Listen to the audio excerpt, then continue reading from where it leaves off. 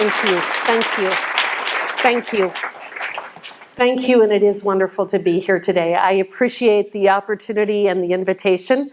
It was a bit on short notice, but the good thing was that I was coming over here tonight for the meet and greet, and it worked out perfectly to be able to come in just a little bit early.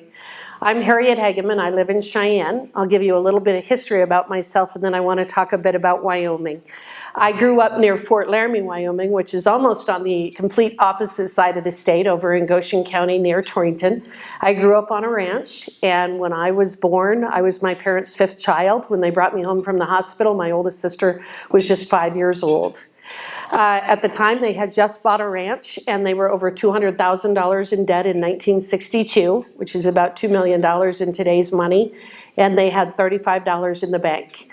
And I know that that's the story of a lot of people in this room. That's the way that we build things in Wyoming. We all worked on that ranch. We fixed fence, we moved cows, we fixed water gaps, we did whatever was necessary. And it was an absolutely incredible way to grow up. Most of my family is still in Wyoming. I have more than 40 immediate family members who live here. Again, mostly still on the eastern side of the state. My mother is going to be 99 years old this year, and we had to move her into Torrington. She was living on the ranch until just a short time ago, but my mother has been struck 3 times by lightning. So whenever there's a storm, you never know if you should stand next to her or run. And a couple of years ago, she was in her house, and she was struck by lightning the 3rd time. And she was standing in front of the dishwasher. It blew out the dishwasher. She said she felt it, but it wasn't that bad. She saw the light and realized what had happened.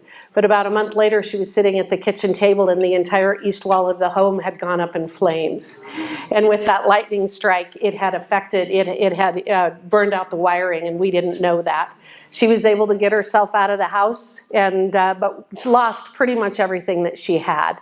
She's doing great. I just went and visited her last week, and she pays a lot of attention to what I happen to be doing right now. So we have a lot of good conversations.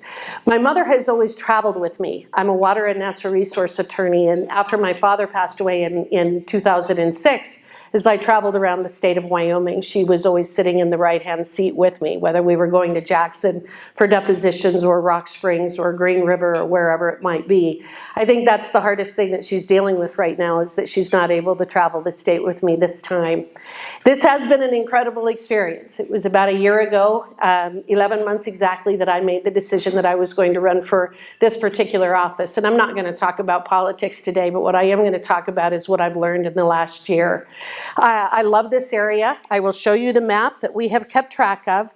We are down to now 1 paved road in the state of Wyoming that we haven't yet hit.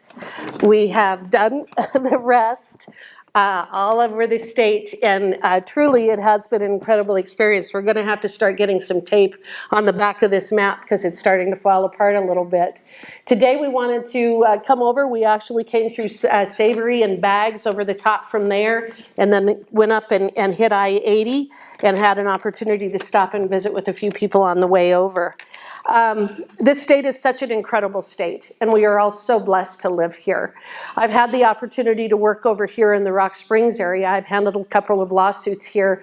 One of the favorite things that I have is driving from here down around the Flaming Gorge Reservoir and back up, whether I go down from Green River or I go down from Rock Springs.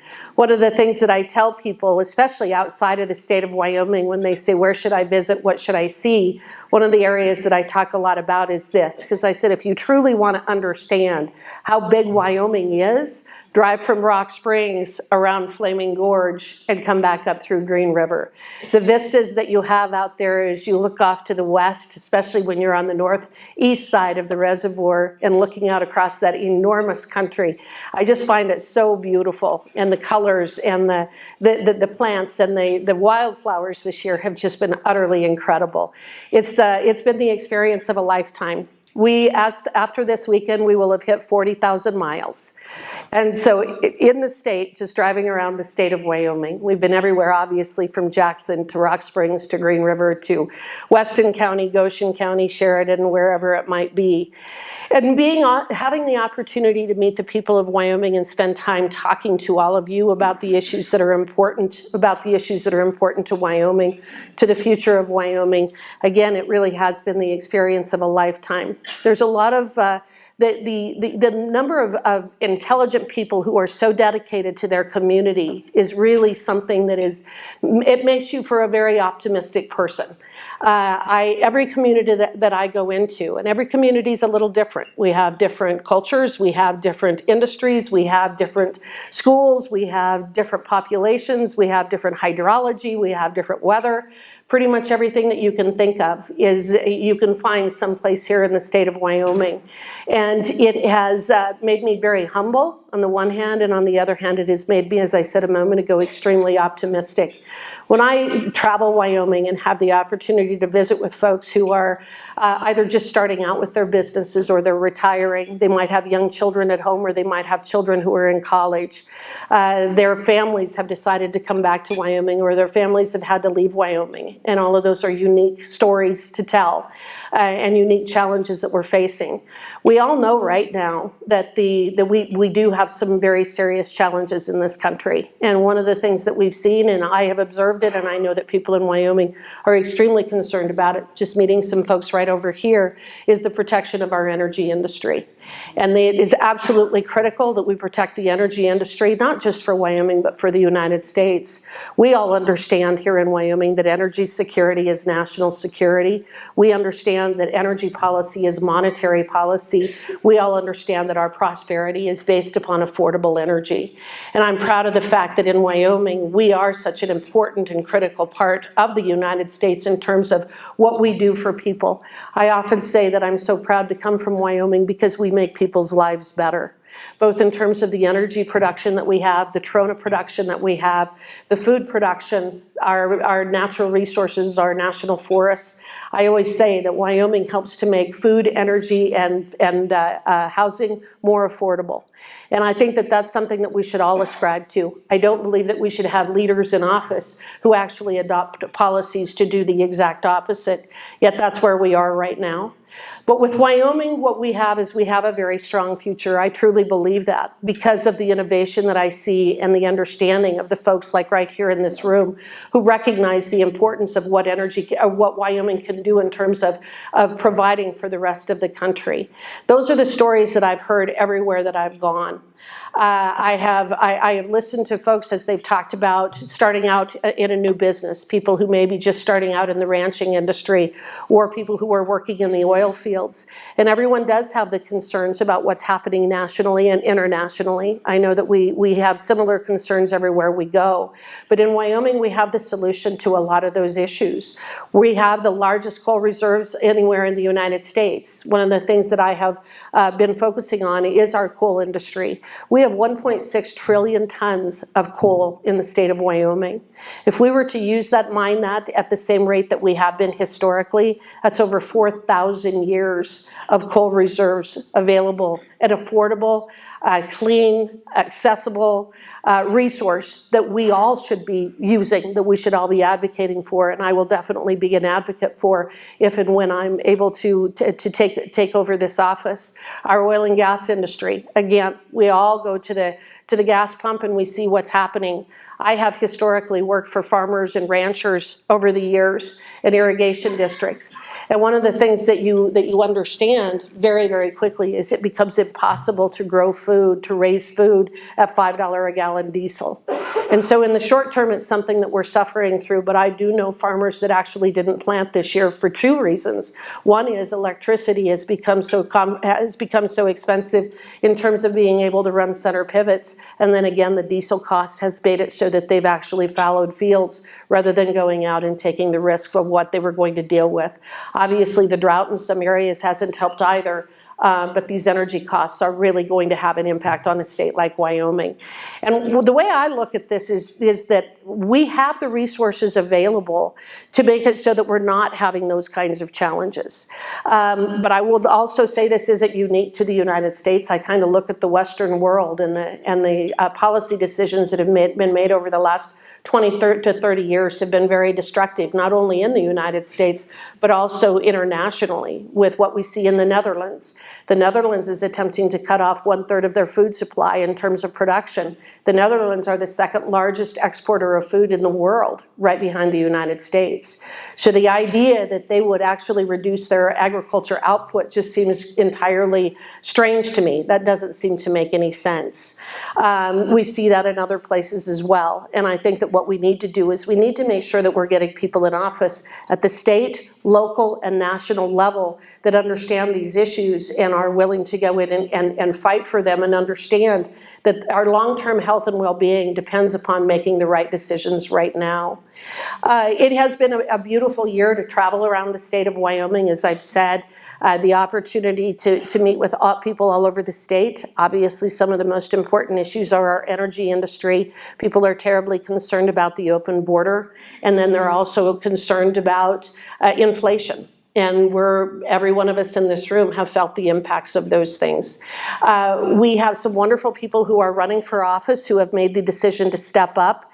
And I am fighting, I'm running for federal office, but there's something that I think is extremely important, and that is that one of the things I think we need to do is make the federal government largely irrelevant to our everyday lives. And we do that by empowering our local officials and our state officials. And if there's any message that I want to send today that I think is the most important message that I should send, is that these are the ones that should be making the decisions about your everyday lives. I've had the opportunity when I came in today to visit with a couple of folks who work at your community college here.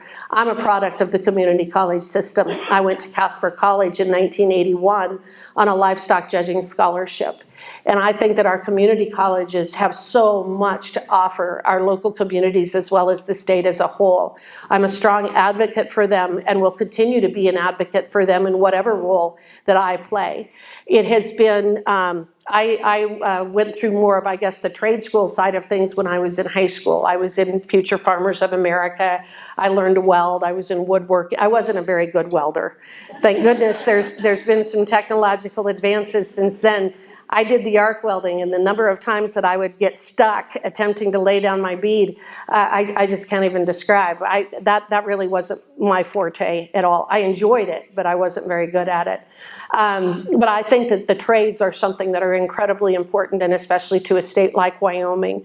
With all of the industry groups that I've worked for over the years, whether it's the ag industry or it's oil and gas or it's working for the irrigation districts, working for municipalities, there's some trades that we desperately need some more folks in. We need more surveyors. We need more engineers. We need more hydrologists. We need the folks who can go out here and do the mining at the Trona and work in our oil fields and our coal mines.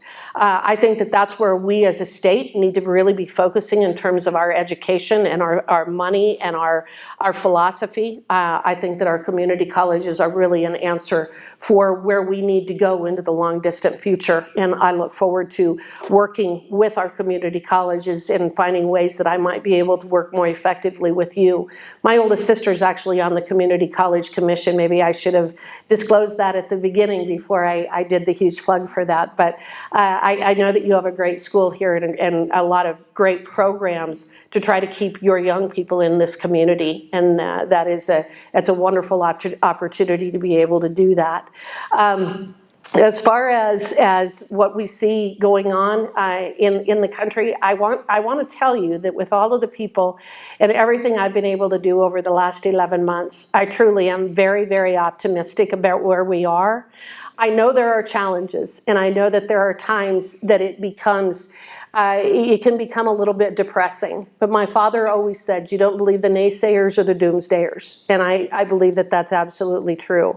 I think optimism and hope is what's going to get us through a lot of the dark days that I think are still coming. I think that the bill that is potentially going through Congress right now is going to be devastating to the state of Wyoming and to all of us individually. I wish that there were some people in Congress who would be willing to vote against that. But it sounds like it may be sailing through tomorrow, I believe, is when they're going to have the vote. But we're going to get through this too. And the other thing that I think we all have to keep in mind is that our forefathers, the people who gave us this great country and put together the Constitution that has allowed us to have the freedoms and the liberties that we do, that recognize that our rights come from God, they do not come from government. And because they do not come from the government cannot take them away.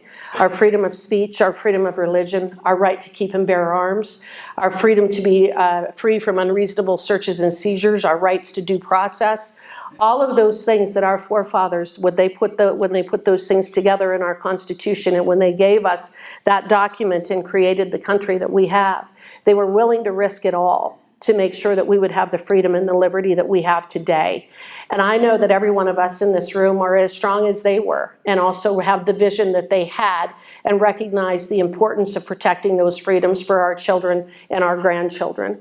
And so I am very optimistic about where we are, in part because as I travel around this state, I'm seeing so many people who are getting involved in their communities and in the state, at the state legislature, at the county level, at the sheriffs, the county commissioners.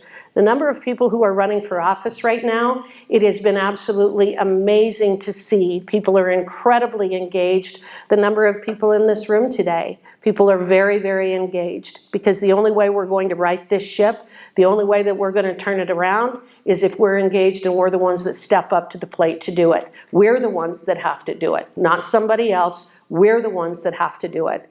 And when I meet all of you folks and meet other people around the state of Wyoming, I know that we have absolutely the ability to do it. 5 years from now, we're going to talk about all of the changes that we have made in the previous 5 years, and it's going to be wonderful to see. So thank you very much for being here. It's wonderful to have the opportunity to talk to all of you. I will be at the meet and greet tonight, and I hope that there's another opportunity to meet with you individually. So thank you so much, and it's great to visit with all of you. Thank you.